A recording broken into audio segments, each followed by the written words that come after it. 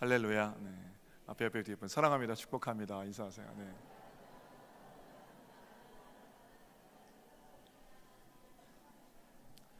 아홉 시 2부 예배 때 카메라가 고장이 나서 녹화를 못했습니다. 그래서 오늘은 3부 예배 녹화를 하거든요. 그래서 여느 3부 예배와는 좀 다르게 제가 원고대로 설교를 하겠습니다. 왜 이렇게 딱딱한가 그렇게 생각하지 마시고 9시는 방송용이라서 원고를 중심으로 하니까 그렇게 이해해 주시면 좋겠습니다. 자, 속회 참석해 주십시오. 속회를 통해서 말씀이 삶이 됩니다. 속회를 통해서 우리의 삶이 나누어질 때 말씀이 능력이 됩니다. 가슴이 찡하고 눈물이 핑 돌고 그런 차원을 넘어서서 말씀이 우리를 살려내는 구체적인 능력이 되는 겁니다. 속장님들은 질문을 준비해 주시고 주보의 설교 요약 참고하시고 필요하시면 속회공과 참고하셔서 하나님 말씀을 나눠주십시오. 오늘은 속회공과 42과에 제시된 시편 86편을 함께 읽었습니다. 시편 86편은 다윗이 지은 시입니다. 전체 5권 중에서 시편 3권에 다윗이 지은 시는 딱 한 편이 있는데 바로 그 시가 86편입니다. 어떤 환난을 만났는지는 잘 모릅니다. 그런데 시편을 쭉 읽어내려가다 보면 대적자들이 등장하는 걸로 봐서 아마 제 생각에는 다윗이 사울의 군대를 피해서 도망하던 때 지은 시가 아닌가 그런 생각도 해봅니다. 여러분 잘 아시는 대로 다윗은 엎드려 기도하는 자였습니다. 그리고 기도할 때마다 하나님은 어김없이 다윗을 만나 주셨습니다. 오늘 우리는 기도할 때 다윗이 만난 하나님, 그 하나님은 어떤 분이신가? 다윗은 하나님을 어떻게 생각하고 어떻게 믿고 엎드리고 있는가? 이런 것들을 생각하려고 그럽니다. 우리 하나님 어떤 분이신지 환난 중에 다윗의 기도를 한번 먼저 읽어볼까요? 1절입니다. 1절. 여호와여, 나는 가난하고 궁핍하오니 주의 귀를 기울여 내게 응답하소서. 한번 따라해 보겠습니다. 응답하시는 하나님. 우리 하나님은 응답하시는 분이십니다. 우리가 드리는 모든 기도에 하나님은 응답하십니다. 외면하시거나 못 들은 척 하시지 않습니다. 우리를 사랑하시기 때문에 매번 응답하십니다. 아이가 울면 자다가도 엄마들은 그 고단한 잠을 물리치고 가서 아이의 젖을 물리고 아이 기저귀를 갈아주고 그렇게 하지요. 사랑하기 때문에 힘들어도 아이에게로 가는 겁니다. 사랑하는 상대방이 조금이라도 아프면 내 마음 아픈 거잖아요. 상대방의 작은 몸짓에도 반응을 보이는 것이 사랑하는 사람들의 특징입니다. 우리 주님은 우리의 작은 신음에도 귀 기울여 응답하시는 사랑의 하나님이십니다. 그럼에도 우리는 때로는 하나님의 침묵을 경험합니다. 하나님의 응답이 없는 것처럼 느껴지고 여겨질 때가 있다는 말씀입니다. 하나님, 나를 사랑하신다면서요. 모든 권세와 모든 일하심이 하나님의 손에 있으시다면서요. 전능하신 하나님이 나를 사랑하시는데 이 일은 어떻게 된 일입니까? 하나님께 이렇게 물으며 나아갈 때가 있다라는 겁니다. 여러분은 어떠십니까? 혹시 그런 때가 없으십니까? 열심히 믿었는데 하나님의 부재를 경험하게 된다든지, 열심히 기도했는데 기도의 응답이 멀리 있는 것처럼 느껴지는 그런 때 말입니다. 그럴 때 여러분 어떤 생각하세요? 하나님은 때로는 응답하지 않으시는구나 이렇게 생각하시죠. 저는 그렇게 생각하지 않습니다. 응답이 없는 건 아직 하나님의 때가 안 되었다든지 또는 하나님께서 안 된다 이렇게 응답하시는 겁니다. 요즘 아이들 중간고사 기간인데 둘째 아이가 중학교 2학년인데요. 중간고사 끝나고 나서 제가 이제 데리러 갔어요. 그러니까 차에 타서 아빠 나 오늘 100점 맞았어 그래요. 그래 뭐라 그러냐면 오늘 100점 맞았는데 휴대폰 액정 오른쪽이 깨졌네 그러는 거예요. 그러면 연결이 좀 안 되잖아요. 시험 100점 맞은 거하고 휴대폰 액정 오른쪽 깨진 거하고 그게 무슨 상관입니까? 인과관계로 연결시킨 걸 보니까 그 속내가 뭐냐면 공부를 잘했으니까 휴대폰 액정 바꿔달라는 겁니다. 근데 조금 깨져가지고 제가 보니까 아직도 쓸만하고 이제까지 그렇게 써왔거든요. 그리고 중요한 건 아직 약정이 안 끝났어요. 여러분은 그럴 때 어떻게 합니까? 우리 아들 잘했으니까 휴대폰 바꿔줄게, 뭐 그렇게 하시기도 하겠죠. 때가 되면 그렇게 하는 겁니다. 그런데 아직 바꿀 때 안 됐잖아요. 저는 그럴 때 못 들은 척 합니다. 다른 화제로 돌리는 거예요. 아빠 100점 맞았는데 휴대폰 액정이 깨졌네. 그러면 제가 정색을 하고 너 내일 체험학습 어디로 가? 그래요. 전혀 다른 얘기예요. 저는 제 아들을 굉장히 많이 사랑합니다. 그런데 못 들은 척 할 때가 있습니다. 사랑한다고 해서 매번 그 부탁 들어주는 게 아닙니다. 오히려 사랑하기 때문에 안 된다 이렇게 응답하는 겁니다. 1994년 7월 15일 날 저는 대한민국 공군 병 457기로 제대했습니다. 서울의 공군대학 대방동에서 근무했는데요. 거기서 군 교수들 교환 작성해주고 그러면서 30개월 15일 군 생활했습니다. 편한 부대는 특징이 있는데 몸이 편한 만큼 돈이 좀 많이 듭니다. 대방동 한가운데 있으니까 저희는 뭐 군기도 그렇게 세지 않았거든요. 짜장면도 시켜 먹고 공군이 또 외출이 많아서 집에도 자주 오고 그렇게 편하게 군 생활을 했습니다. 그 당시 이병 월급이 7,800원이었습니다. 한 달에 7,800원으로 서울에서 살아가기는 택도 없는 일입니다. 당연히 집에 손을 벌리게 되죠. 어머니한테 전화 드려서 어머니 접니다. 너 어떻게 전화한 거야? 처음에 전화하실 때는 먹는 건 괜찮아? 입는 건? 동료들은 전화를 안 끊으시려고 그래요. 근데 거의 이제 일주일에 한 번 정도, 3일에 한 번 전화를 하니까 어머니 접니다. 연속극 한다 끊어라 그래요. 아버지한테도 전화를 드리죠. 아버지 군대에서 이번에 회식이 있는데 군대에서 이번에 어딜 가는데 다 거짓말이죠. 군대에서 가긴 어딜 갑니까? 군대에서 어딜 가는데 아버지 저기 돈을 좀 이렇게 돈자 나오는 순간 뚜뚜뚜 전화기가 꺼졌어요. 세상에서 제일 저를 많이 사랑하시는 분이 저희 아버지 어머니이십니다. 그러나 매번 돈을 붙여달라는 철없는 아들의 요청에는 응답이 없으신 겁니다. 그러나 여러분 그것도 응답은 응답이죠. 어떤 응답입니까? 안 된다라는 응답입니다. 하나님께서 우리의 요구에 대해서 안 된다 하실 때가 있습니다. 사실 꼭 필요한 것들은 우리가 요구하지 않아도 이미 채우셨습니다. 오늘 아침에 태양이 뜨기를 어젯밤에 기도하고 주무신 분 안 계시잖아요.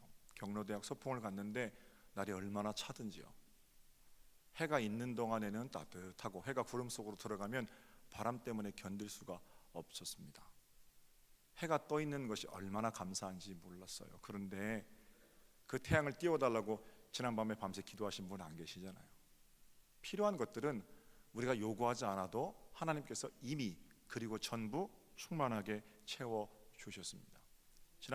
지난주처럼 찬바람이 불면 어머니들은 작년에 입었던 옷 꺼내놓고 이게 올해 많이 커서 애가 안 맞을 텐데 비싼 건 아니어도 시장 가서 애 몸에 맞는 옷을 먼저 사놓고 기다리는 게 엄마 마음이잖아요. 어머니 내일 아침에 제게 맛있는 아침밥을 해 주실 줄로 믿습니다. 이렇게 기도하지 않았는데 우리 어머니들은 아침에 밥을 해놓고 기다리시고 응원하고 격려하고 기도하고 그러시잖아요. 그러나 밥 먹는 것, 옷 입는 것 이런 것들은 꼭 필요한 일 아닙니까? 꼭 필요한 일은 내가 전투적으로 금식하고 기도하지 않아도 하나님께서 이미 채우셨다는 거예요. 마태복음 7장에 구하라 주신다, 찾으라 찾게 된다, 두드려라 열린다 그러시죠. 그거는 구하는 대로 다 주신다는 게 아니에요. 그리고 나서 이어지는 말씀이 너희가 악한 자라도 나쁜 놈이라도 네 자식한테는 좋은 거 주잖아 그러시는 거예요. 예수님께서 좋은 것으로 자식에게 줄 줄 알거든 하물며 하늘에 계신 너희 아버지께서, 하나님은 선하신 분인데 구하는 자에게, 자식들에게 좋은 것으로 이미 주시지 않았겠느냐. 이거는 구하는 대로 그대로 다 받아낸다는 게 아니라 이미 우리에게 좋은 것을 주셨다는 거예요. 그리고 그 이야기, 구하라 찾으라 두드리라, 그 이야기의 결론이 그러므로는 뭐예요? 이미 선하신 하나님께서 구하지 않았는데도 좋은 것으로 채워주셨으므로 결론이 뭡니까? 남에게 대접을 받고자 하는 대로 남을 대접하라. 덧붙이시기를 이게 율법의 전체고 이게 선지자들이 말한 전체다 그러세요. 너무 많은 욕심이 우리를 사랑하시는 아버지 하나님 마음 불편하게 해드리는 건 아닌지, 응답이 없는 게 아니고요, 욕심이 많은 거예요. 사랑하는 여러분, 응답 빨리 받겠다고 새벽 기도도 하고 철야 기도도 하고 금식 기도도 하고 통성 기도도 하고 뭐 다 좋습니다. 그러나 그것보다 더 중요한 것은 단 한 번만이라도 내 마음에 기도의 자리로 나아가면서 욕심 내려놓기, 이렇게 나아갈 수 있으면 하나님의 은혜의 응답은 언제나 우리 가운데 흘러 넘치는 겁니다. 기도할 때마다 매번 응답받는 사람이 있고요, 응답 같은 건 없다고 생각하는 사람이 있는 거예요. 본문의 다윗처럼 가난하고 궁핍하고 피곤하고 핍절한 날을 보내시는 분들이 계실지도 모릅니다.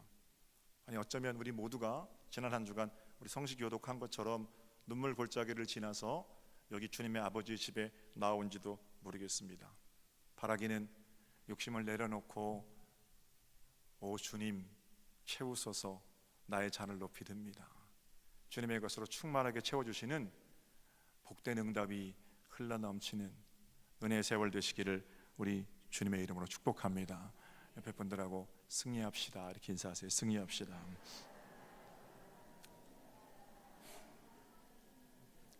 자, 하나님은 응답하시는 분이세요. 두 번째, 다윗이 엎드려 간구하는 하나님 어떤 분이십니까? 2절을 보세요. 2절 상반절 먼저 읽겠습니다. 한 목소리로 봅니다. 시작. 나는 경건하오니 내 영혼을 보존하소서. 하나님은 우리의 영혼을 보존하시는 분이십니다. 보존하신다는 건 지키신다는 거잖아요. 하나님은 우리를 지키고 보호하시는 분이십니다. 먼저 제가 말씀드리고 싶은 건, 하나님 우리를 지키실 때 있는 듯 없는 듯 지키십니다. 무슨 말인가?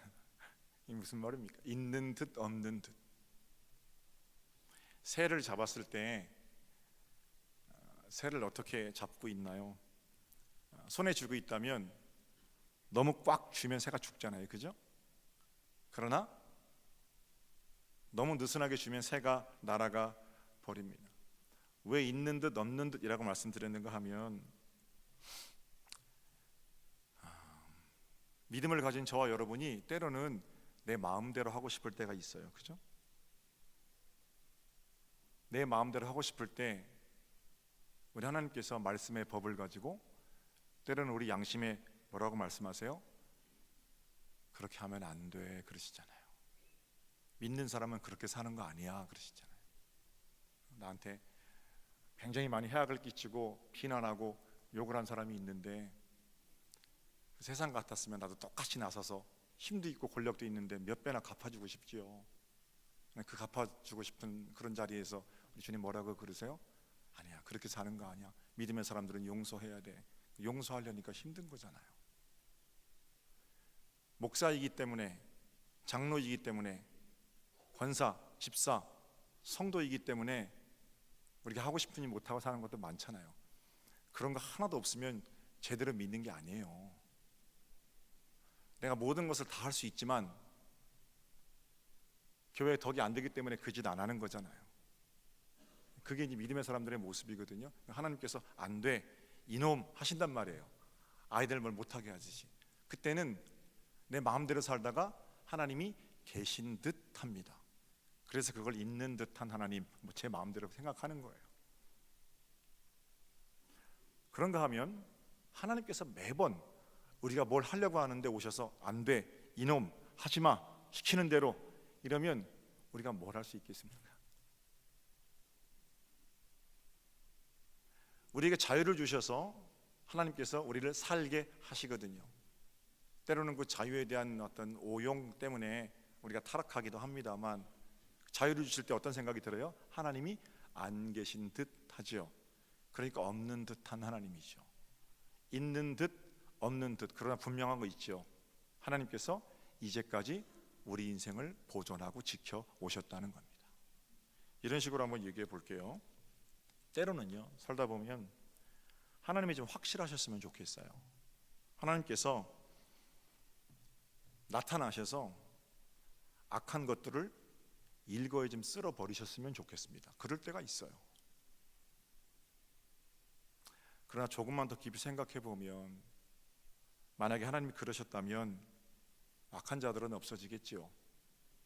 그런 악한 자들뿐만 아니라 저도 여러분도 여기 서서 설교하고 설교 듣고 그렇게 할 수 없을 겁니다. 그게 아니더라도 우리는 악한 자를 일거에 쓸어버리시는, 한 번만 실수하면 구원에서 제외시키시는 하나님의 심판 앞에서 숨소리조차 낼 수 없었을 겁니다. 반대로 때로는 하나님이 나를 그냥 놔두셨으면 좋겠는 때가 있습니다. 자유롭게 사는데 예배당 다니는 거, 목사라는 직분, 권사, 집사, 장로, 이게 좀 거추장스러울 때가 있단 말입니다. 그래서 하나님 그냥 좀 놔두시지요, 이렇게 말씀드리고 싶을 때가 있죠. 그러나 그렇게 놔두시면 어떻게 되겠어요? 반드시 우리는 타락하고 말지요. 하나님이 그래서 우리를 지키시는데 너무 확실하게 지키시면 우리가 숨막혀 죽을까 봐, 너무 풀어놓으면 우리가 그냥 훨훨 날아갈까 봐 우리를 있는 듯 없는 듯 지키고 보호하신다 라고 말씀드린 겁니다. 그러나 분명한 건, 하나님이 안 계신 것 같으면, 그래서 자유를 주셨으면 그 자유를 가지고 방종하지 말아야 하는 거고요. 지키시는 하나님 때문에 때로는 삶의 무게가 너무 갑갑할 때는 나를 붙들어 살게 하시는 하나님을 의지하며 다시금 새롭게 일어나야 되는 거고요. 왜 그렇습니까? 하나님께서 지키고 보호하시잖아요. 자, 2절 상반절 다시 한번 보세요. 다윗이 기도하는 겁니다. 주님, 나는 경건합니다. 내 영혼을 보존하소서. 경건하다는 단어가 히브리 하시리인데, 이 원어의 구조는 앞에 건 원인이고 뒤에 건 결과입니다. 그러니까 이 원문을 직역하면 이런 거예요. 여호와 하나님, 내가 경건하기 때문에 주님께서는 나를 보존하셔야 합니다. 이게 이제 원인과 결과에 이어진 그런 문장입니다. 그럼 여러분, 다윗이 지금 하나님 앞에 나와서 힘들고 어려운데, 하나님, 내가 경건하기 때문에 주님 나를 보호해 주셔야 합니다, 이렇게 기도를 드렸다고 읽어지십니까? 저는 이렇게 읽을 수 없습니다. 말이 안 되는 거예요. 만약에 경건한 자들만 그 경건을 값으로 받으시고 보호하시고 지키시는 하나님이시라면, 논리적으로는 경건하지 않으면 지키지 않아도 된다는 거잖아요. 경건하지 않으면 잘라버려도 괜찮다는 거잖아요. 하나님 마음 아니죠. 성경은 우리가 경건할 때 우리의 경건을 값으로 받으시고 하나님께서 그 경건에 대한 보상으로 당신의 아들을 보내셨다, 이렇게 말하지 않습니다. 우리가 아직 죄인 되었을 때, 우리는 다 양 같아서 그릇 행하여 각기 제 길로 갔는데, 우리가 하나님의 은혜를 알지도 못하는 그때 하나님께서는 우리를 사랑하셔서 당신의 아들 예수 그리스도를 보내주신 겁니다. 은혜란 경건하지 않은 우리를 예수 그리스도의 보혈로 경건한 자로 여겨주시는 것이 은혜입니다. 우리가 다 경건해가지고 700명 정도 모여서 예배하잖아요. 우리가 평택에서 1등부터 700등까지 경건한 사람 소속교회 갖다 놓고, 그리고 경건 때문에 우리를 건져주시는 거면 구원은 보상이죠. 은혜가 아닌 거죠. 하나님의 은혜로 여기 이르게 되었음을 기억하는 겁니다. 자, 그렇다면 이 말씀을 어떻게 읽습니까? 나는 경건하오니 주님 내 영혼을 보존해 주세요. 좋은 성경에는요, 경건하오니라는 말 위에 1번 이렇게 쓰여 있어요. 각주가 달려 있는데 각주를 따라서 내려가 보면 뭐라고 되어 있냐면, 여러분 성경을 찾으면 참 좋은데 많이들 안 갖고 오셨을 테니까 경건하오니 1번 그 밑에 단어에 뭐라고 적혀 있냐면, 주께서 은혜를 주신 자이오니 이렇게 적혀 있어요. 따라합시다. 주께서 은혜를 주신 자이오니. 할렐루야. 그걸 히브리 말로 하시리인데 경건하오니 이렇게 번역한 겁니다. 그럼 제가 그렇게 바꿔서 한번 읽어볼게요. 2장 상만 다시 보여주세요. 경건하오니 주께서 은혜를 주신 겁니다. 주님, 내게 주님께서 은혜를 베푸셨사오니 지금도 내 영혼을 지키고 보호해 주시옵소서. 이렇게 읽을 때 문맥이 자연스럽죠. 한 가지 중요한 사실을 발견하게 됩니다. 환난의 시간을 견디는 힘은 내 쪽에서 시작한 결심과 의지와 경건이 아닙니다. 하나님께서 시작하셔서 내게로 부어주신 은혜와 긍휼, 바로 그것이 환난의 때를 견디는 힘입니다. 하나님의 손이 없는 것처럼 느껴질 때, 하나님의 응답이 더디다고 하나님께 원망할 때 여러분 어떻게 하십니까? 다시 마음을 잡습니까? 다시 의지를 강하게 합니까? 다시는 안 그럴 거야 결심합니까? 그 의지와 결심이 여러분들을 거룩하게 살게 하였습니까? 100번 결심하고 100번 넘어지는 것이 저와 여러분의 모습 아닙니까? 그렇기 때문에 우리는 우리의 힘으로 거룩, 경건의 값을 살아낼 수도 없고 지불할 수도 없다라는 겁니다. 내 쪽에서 먼저 시작한 결심과 의지가 아니라 하나님께로부터 먼저 시작하셔서 우리에게로 부어진 사랑과 은혜입니다. 오히려 경건하다는 건 그 사람은 하나님의 은혜와 사랑을 기억할 줄 아는 자라는 뜻입니다. 나는 경건하오니 주님 내 영혼을 보존해 주십시오. 다윗의 시라고 말씀드렸죠. 다윗 얘기를 좀 해볼까요? 다윗이 어떤 마음으로 2절을 고백하고 있을까요? 주님, 나는 경건하오니 내 영혼을 보존해 주세요. 주님, 나는 한 번도 주님을 배반하지 않았습니다. 주님, 나는 나가서 블레셋 군대를 얼마나 많이 무찔렀는지 모릅니다. 주님, 나는 순종의 사람입니다. 그러니까 그 모든 나의 어떤 공로를 값으로 받으시고 나를 지켜주세요. 이게 아니라니까요. 주님, 내 삶의 모든 지난 날 속에서 나를 지켜주셨사오니 주님의 은혜를 반추하는 겁니다. 어떤 상황들이 있었겠습니까? 이세 8번째 아들이죠. 작은 목동인데 양을 데리고 바깥에 나갔을 때 맹수가 습격해 오잖아요. 그죠? 사자나 곰 같은 게 오면 쫙 죽은 목숨이죠. 양 목숨을 내어놓고 이게 도망을 가든지, 양을 위해 싸다 보면 목동이 죽고 마는 거 아니겠습니까? 그런데 그 곰이나 사자 입을 찢었다고 그러잖아요. 영락없이 죽은 자리에서 다윗을 죽이지 않고 살려주시고 인도하신 하나님의 은혜를 반추하는 겁니다. 주께서 은혜를 주신 자오니 주님, 맹수의 앞에서도 저를 살려주셨잖아요. 또 어떤 고백이 있었어요? 블레셋 골리앗이라는 장수는 상상할 수도 없이 큰 거인 아닙니까? 계속 이스라엘 백성들이 진을 치고 있는데 그 앞에 와서 조롱하는 거예요. 하나님 있으면 나와봐라. 아무도 골리앗의 칼이 무서워서 나서질 않는 겁니다. 그때 다윗이 도시락 배달 가잖아요. 여러분 다 아시는 얘기죠, 그죠? 도시락 배달 갔다가 저 말하는 걸 보니까 도무지 참을 수가 없는 거예요. 의로운 분노가 일어납니다. 그리고는 제가 가서 싸우겠습니다. 그리고 나서거든요. 싸우겠다니 한번 입혀봤는데 옷이 커서 우스운 모양이 될 정도로 그렇게 작은 아이 아니었습니까? 물맷돌 가지고 가서 골리앗 앞에 너는 칼과 단창으로 내게 나오지만 나는 만군의 조.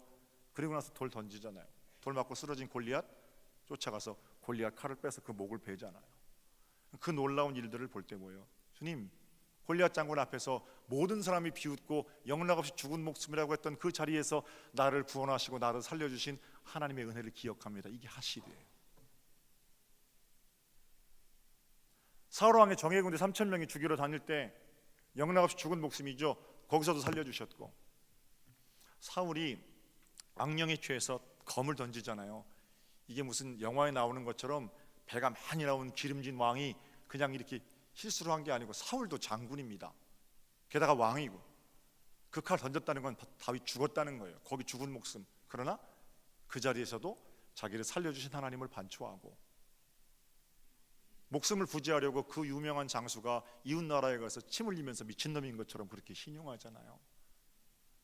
그런가 하면 자식들이 반란을 일으켜서 압살롬이 칼 들고 자기 죽이겠다고 쫓아온, 그러니까 너무너무 파란만장한 인생을 살았어요. 다윗의 이런 파란만장한 삶 속에서 뭐예요? 하나님을 기억하는 거예요. 하나님, 이 모든 상황 속에서 내게 은혜를 베푸신 것을 내가 기억합니다. 나는 경건하오니, 내가 주님의 은혜를 기억하오니 어떻게 해요? 지금 이 상황에서도 나를 보호해 주실 것을 믿습니다. 믿음이에요. 우리 하나님 그렇게 지키시는 분이십니다.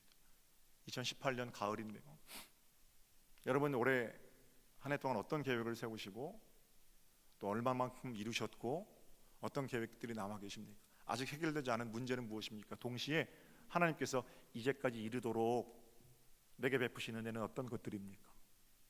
은혜가 없습니까? 믿음이 없는 거예요. 모든 것이 하나님의 은혜라고 생각되어지면 그렇게 하나님의 은혜를 반추하면서, 주님, 나 여기까지 독수리 날개를 업어서 안아서 오셨사오니 지금도 이 어려움 속에 나를 보호해 주시옵소서. 바울의 기도가 우리의 기도가 되어야 할 줄로 믿습니다. 자, 마지막이에요. 첫 번째, 응답하시는 하나님. 두 번째, 보존하시는 하나님, 은혜를 기억합시다. 세 번째, 2절 하반절에 한 목소리를 보겠습니다. 내 주 하나님, 시작. 내 주 하나님이여, 주를 의지하는 종을 구원하소서. 할렐루야. 따라합시다. 구원하시는 하나님. 하나님 구원하시는 분이십니다. 죽어서 천국 가는 건 이미 따놓은 당상이죠. 그러면 여기서 천국 사는 거, 그건 우리가 살아내야 할 몫이겠죠. 여기서 살아내는 구원에 대해서 좀 말씀드리려고 그럽니다. 고통 속에서 하나님, 그래, 내가 응답한다. 내가 너 알아. 응답하셨잖아요. 지켜주세요. 너 지켜줄 거야. 보호하세요. 그런데 다시 그 고통, 죄의 강으로 밀어 넣으시는 게 아니에요. 어떻게든 견뎌봐, 이게 아니고요, 거기서 우리를 건져 올리시는 거예요. 상황이 변한 게 아닙니다. 상황은 똑같아요. 더 나빠질 수도 있어요. 그러나 그 강에 살아가는 내가 바뀌었어요. 구원받고 새롭게 거듭난 자녀가 되니까 모든 게 바뀐 겁니다. 예수 믿기 전에 어제의 하늘하고 예수 믿은 다음 오늘의 하늘하고 다른 거예요. 산과 시내와 바다와 바람이 하나님을 노래하는 거예요. 꽃들도 하나님을 노래하는 거예요. 구원받은 기쁨과 감격으로 그렇게 하나님의 일하심, 온 피조 세계 속에 일하시는 하나님의 일하심을 보는 겁니다. 똑같이 문제가 있지요. 그러나 이제 전혀 다른 세상입니다. 그게 구원이에요. 유한한 인생이 이 땅 가운데에서 하나님을 찬송하며 살아내는, 미리 맛보는 하나님의 나라, 매 순간 하나님을 향한 예배가 되고 구원받은 자의 삶으로 살아가는 거죠. 어떤 자에게 그런 구원의 기쁨을 주세요? 다시 한번 2장. 주를 의지하는 종을 구원하소서. 주님을 의지하는 자에게 구원의 기쁨을 주십니다. 여러분의 눈물이, 슬픔과 회한의 눈물이 주님을 의지해서 흘리는 눈물입니까? 주님을 의지하면 그 눈물 거두시고 감사의 눈물을 흘리게 하세요. 풍랑 보고 조급해하는 삶이 아니라 예수님과 한 배를 탄 사이라는 게 믿어지는데, 새가족반이 이제 2시간 남았어요. 제가 우리 여기 앞에 계신데 미리 말씀을 못 드려서 좀 우리 집사님하고 성도님 말씀을 드리는 게 죄송합니다만, 기도에 대해서 공부하고 나서 기도에 대해서 숙제를 내드렸습니다. 숙제가 이런 겁니다. 내 기도 생활에서 잘못된 점을 찾아서 반성하고 앞으로 어떻게 기도 생활을 해갈지 모범 기도문을 좀 작성해 오세요. 숙제를 내드렸죠. 우리 장 집사님이 숙제를 발표했어요. 내용이 이렇습니다. 집사님 남편께서 성도님이신데 작년에 암 수술을 받으셨습니다. 그런데 얼마 전에, 불과 몇 주 전에 몸이 좀 덜 좋아서 검사를 받으셨는데 그 암이 폐로 전이가 됐다고 그래요. 슬픈 일이잖아요. 그런데 얼마나 열심히 하시는지 몰라요. 새벽기도 나오시고 말씀학교, 수요 예배 다 안 빠지시고. 근데 그 두 분 얼굴을 뵈니까 암이 전이 되어서 시한부 인생을 선고받은 그런 얼굴이 아니에요. 죽겠다고 머리 싸매고 들어놓은, 그러다가 막 피곤한 그런 얼굴이 아니라는 거예요. 예전보다 더 쌩쌩하고요, 더 웃고 더 기쁨이 있어요. 기도 생활을 점검해 오세요. 그리고 숙제를 내드렸잖아요. 숙제를 써오셨어요. 그리고 이제 집사님 발표하시는데 첫 문장이 이런 겁니다. 하나님 감사합니다. 암이 그대로 있다니까요. 그대로 있는 게 아니라 전이 됐다니까요. 그런데 감사할 게 뭐가 있어요? 그런데 하나님 감사합니다. 이제껏 저는, 또 저와 남편은 하나님께 이 일은 이렇게 해주시고 저 일은 저렇게 해달라고만 기도하였었습니다. 그러나 하나님, 기도에 대해서 공부하고 나서 내게 허락하신 모든 것이 하나님의 은혜요 일하심임을 깨닫게 되었습니다. 이제는 주님을 의지합니다. 남편께 주신 암을 통해서 하나님께서 하실 일이 있음을 기대합니다. 고쳐주세요. 그러나 살든지 죽든지 하나님의 영광을 위해 남은 인생 살겠습니다. 그 기도를 하는데 집사님도 울고 옆에 남편님도 울고 듣는 우리들도 울고. 무슨 눈물입니까? 불쌍해서 흘리는 눈물입니까? 천만에요. 감사해서 흘리는 감사의 눈물입니다. 그럼 뭐가 변했습니까? 아무것도 변한 건 없지만 풍랑 속에서 주님을 의지하게 되었습니다. 죽을 때까지는 안 죽거든요. 하나님께서 우리에게 주신 갖가지 상황 속에서 바람과 바다를 보고 호들갑스럽게 믿음 없는 것처럼 살아가느냐, 아니면 그 안에 주님을 의지하고 주님과 함께 천국을 여기서부터 살아내느냐, 그건 여러분의 선택의 몫입니다. 믿음을 가진 사람들은 어느 상황 속에서라도 주님과 한 배를 탄 사이라는 것, 그 믿어지고 바람과 바다를 의지하고 두려워 떠는 자의 자리에서 주님을 의지하고 평강을 살아내는 은혜의 자리로 살아내거든요. 다윗은 환난 속에 기도하는 겁니다. 주님, 내게 응답해 주세요. 주님, 이제까지 내 인생을 지켜오셨잖아요. 지금도 나를 보호해 주세요. 보호하실 뿐만 아니라 내가 온전히 주님만을 의지하오니 주님, 이 어려움에서 나를 건져 주시옵소서. 얼마나 아름다운 고백입니까? 이 고백이 이 아침에 저와 여러분 모두의 고백이 되기를 주님의 이름으로 축복합니다. 새생명 축제 이제 한 2주 남았나요? 응답하시고 보호하시고 구원하시는 하나님, 이 좋으신 하나님, 우리만 믿어서야 되겠습니까? 머리수 채우기 절대로 아닙니다. 1000명, 2000명, 100명 안 와도 좋습니다. 중요한 것은 내게 응답하시고 나를 지키시고 나를 구원하신 그 하나님은 우리를 통해 평택 땅에 전하기를 원하신다는 겁니다. 세상과 하나님을 잇는 좋은 다리, 세상을 향해 하나님을 보여내는 좋은 창문이 되어 주십시오. 여러분의 그 걸음을 통해서 하나님은 이 땅에 죽어가는 수많은 사람들을 살려내실 겁니다. 그때 우리 하나님 춤추고 기뻐하시고 우리는 그 하늘 춤에 따라 우리의 인생 또한 춤추는 인생으로 변화될 겁니다.